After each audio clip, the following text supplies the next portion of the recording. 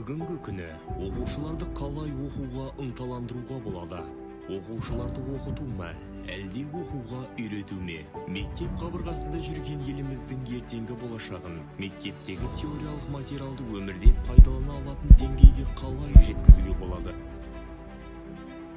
Біздің мақсатымыз айқын.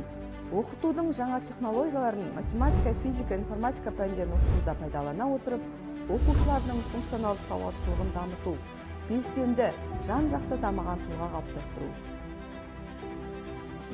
Осы мақсатқа жету үшін біздің бірлестіктің пән мұғалімдері Ахмет Байтұрсыновтың ұстаз үздіксіз жұмыс жасағанда ғана шәкірт жүрегіне нұр құя алады қағидасымен жұмыс жасаймыз. Және ұлы ғалым Альберт Эйнштейннің табысқа жетудің шынайы формуласын басшылыққа аламыз.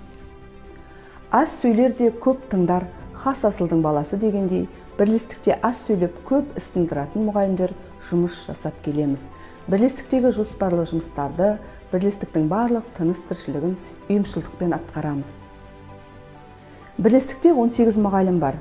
3 педагог зерттеуші, 5 педагог сарапшы, 7 педагог модератор, 3 категориясыз мұғалім, олардың 3-еуі де жас маман. Мұғалім өзінің білімін үздіксіз көтеріп отырғанда ғана мұғалім, ал оқуды, ізденуді тоқтатқанмен оның мұғалімдігі де жойылады. Сондықтан біздің мұғалімдер үнемі курстарға қатысып, өз біліктілігін көтеріп отырады. Ыбырай Алтынсарин педагогикалық жұмыстағы шешуші нәрсе ең жақсы оқыту әдістерін таба білуде деген болатын. Біздің мұғалімдеріміз іс-әрекетте тиімді әдіс-тәсілдерін пайдалана отырып білім береді. Бірлестікте 3 үйірме жұмыс жасайды. Үйірмеге барлық сыныптағы оқушылар тартылған. Оқушылармен ашық сабақтар, сыныптан тыс жұмыстар жүргізіледі. Олимпиада, ғылыми жоба және басқа да сайыстарға дайындық жұмыстары үздіксіз жүргізіліп отырады. Адам құлшыныспен қызмет жасағанда ғана табысқа жетеді. Біздің бірлестіктегі жаңашыл ұстаздар заман талабына сай құлшыныспен бар ынта ықыласымен жұмыс жасап келеді. Былтырғы оқу жылында біздің бірлестік цифрлы педагогика, оқыту және тәжірибе тақырыбында аудандық семинар өткізді. Барлық мұғалімдеріміз өз іс тәжірибелерімен бөліскені үшін аудандық білім бөлімінің сертификатымен марапатталды.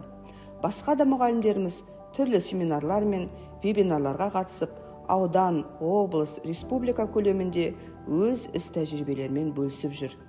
Табыс бұл маңдай тердің көрсеткіші. Қаншалықты көп төрлесеңіз, соншалықты табысты боласыз. Біздің ұстаздарымыздың үздіксіз еңбектерінің нәтижесінде оқушыларымыз аудандық, облыстық, республикалық олимпиадалардан жүлделі орындар иеленіп келеді. 2 оқушымыз Қорқыт Ата атындағы мемлекеттік университетінің математика факультетінің грантын ұтып алып, мектеп партасында отырып студент атанды.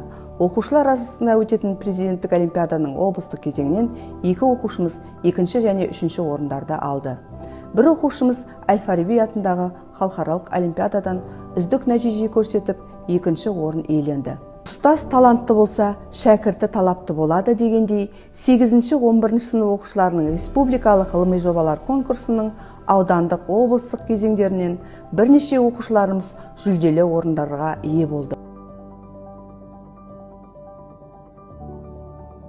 Бірлестіктің мұғалімдері кәсіби байқауларға да қатысып, шығармашылық ізденістерін көрсетіп, шыңдалып келеді.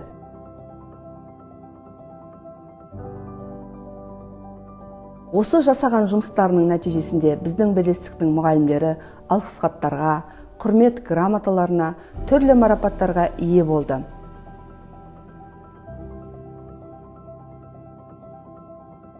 Мектебімізде бірлестіктің жыл бойғы жүргізілген жұмыстарының мониторинг қорытындысы бойынша жыл соңында үздік бірлестік сайысы өтеді. Осы сайыста біздің бірлестік үнемі жүлделі орындардан көрінеді.